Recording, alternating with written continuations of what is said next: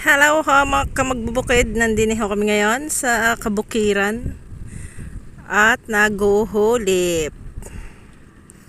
Yan, hello ho mga kamagbubukid, kainitan ho.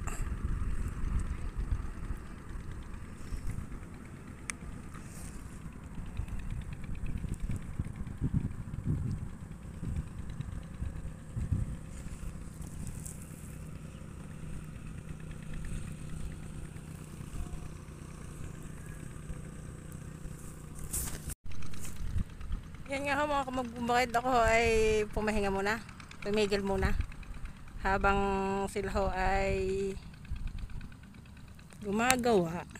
Sobra naman ho ang init, papalaga ka namang hindi titigil. Diretsuhan ho ang aming linyang are. Yung mga kasama, diretso ho ang linya, dalawang pitak, dire-diretso.